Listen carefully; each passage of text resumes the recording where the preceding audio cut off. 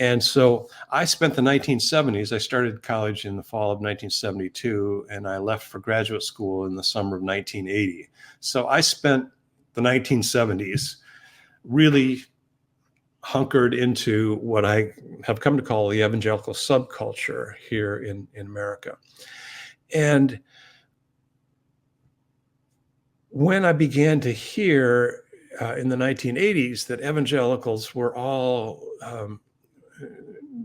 they became fixated with the issue of abortion, I kind of scratched my head and said, well, where did this come from? I simply don't remember this being a topic of conversation in the 1970s. Again, when I was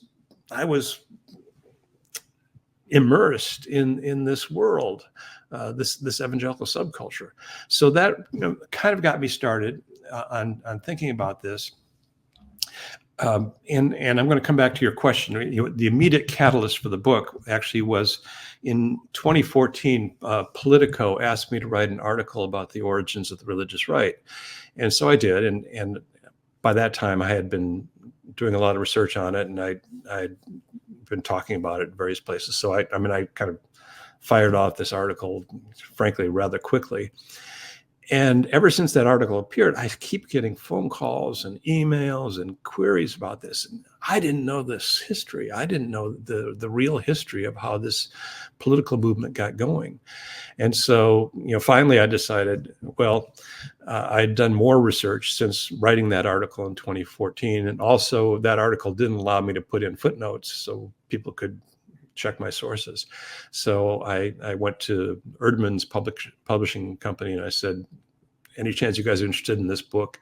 And so I wrote Bad Faith, Race and the Rise of the Religious Right. And so that's the immediate prompting for that book. Excellent. Now let's talk about a meeting conference that happened in 1990 in Washington, D.C. What can you tell us about that? I'm a believer, as you know, and so I have to say that I do believe in divine providence. I don't go all in for the whole Calvinist agenda, but I do believe in divine providence. That is, I believe that God orders our lives in ways that we don't fully appreciate or understand at the time. Well, in this case, this was 1990, and I was invited to a conference in Washington, D.C. And at that time, I was not yet tenured, or was I?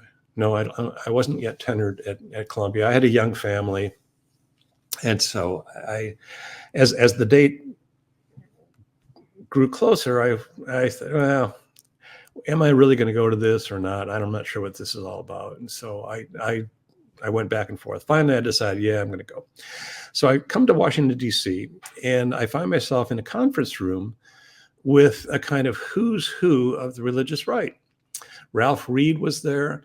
And that's Ralph Reed of the Christian Coalition. Donald Wildman, who had started a group organization called the American Family Association that did all these boycotts of television programs because he regarded their content as being pornographic or whatever it was. Anti-family. Ralph Reed, Richard Land of the Southern Baptist Convention was there. Ed Dobson, who had been one of Jerry Falwell's lieutenants at Moral Majority, was there. Richard Viguerie, the conservative direct mail guru, was there. And Paul Weyrich, who really was the architect of the religious right. So I find myself in the room with these people, and I think, what am I doing here?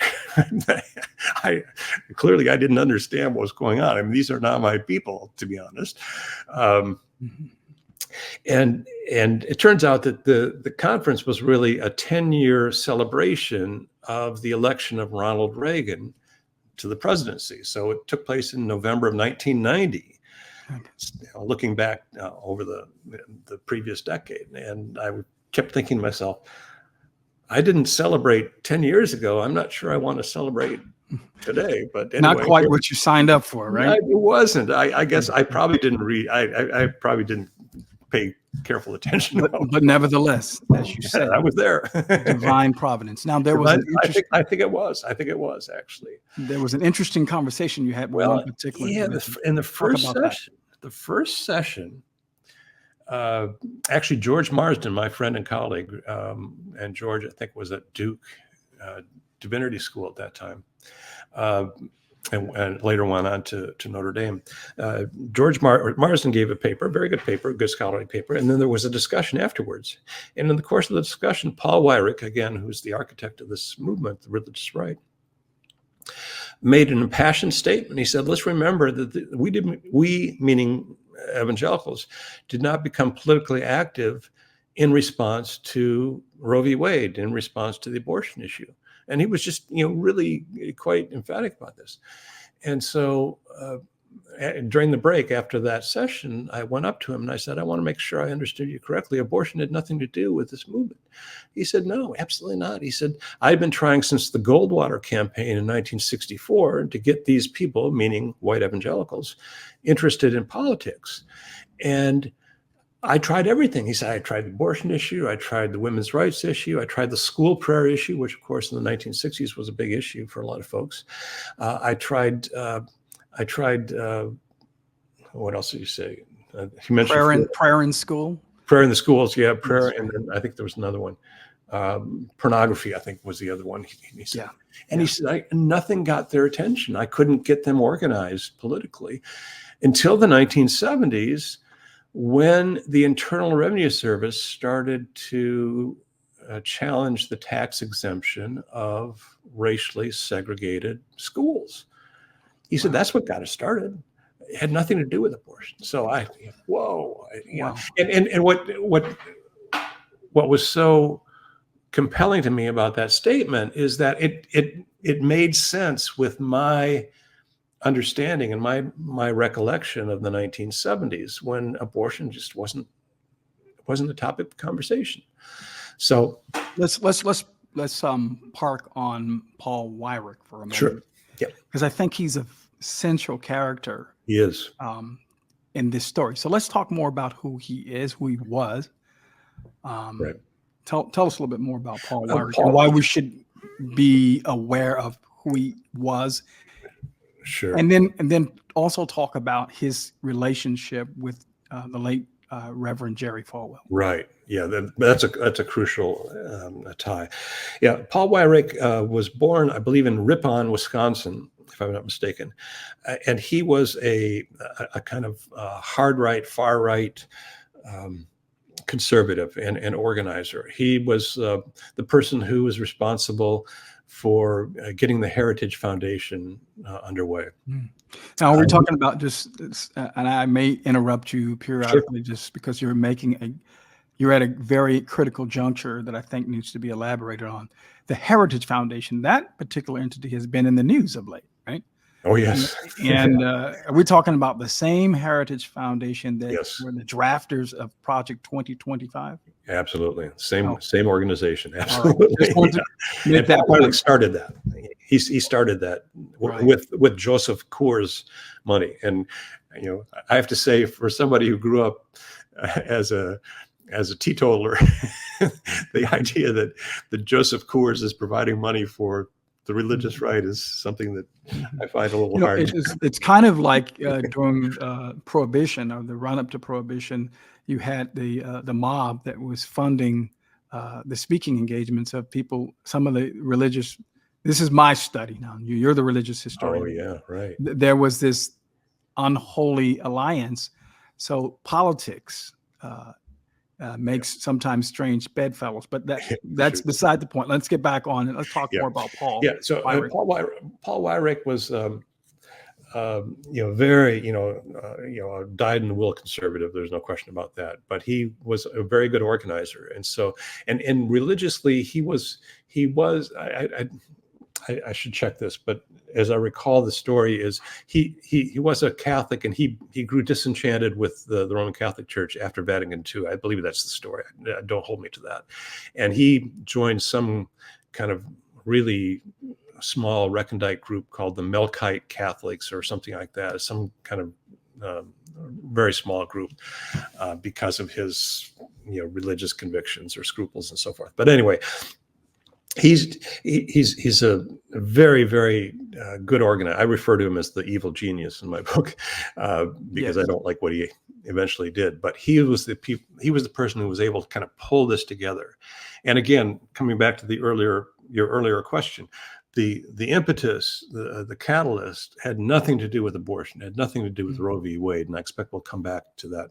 And is that why at certain points in the book you refer to the abortion myth? I talk about the abortion myth as the fiction that the religious right organized politically in response to the Roe v. Wade decision of January 22nd, 1973. It is absolute fiction. There's no evidence whatsoever for this. Evangelicals considered abortion a Catholic issue throughout the 1970s. That's amazing. That is amazing. Had nothing to do with it. Yeah. I mean, and if you want, I can go get into it a little bit. No. Yeah, I do want you to get into the fact that there was in 1971 a Southern Baptist convention, and there was a resolution. Talk about that. Sure. That resolution on abortion. Sure. Yeah. Well, even before that, in 1968, Christianity Today, which is kind of the flagship magazine for white evangelicalism, conducted a conference of scholars, of evangelical theologians, together with a group called the Christian Medical Society. And as I remember, there were 26 evangelical theologians who gathered over several days to discuss the morality of abortion.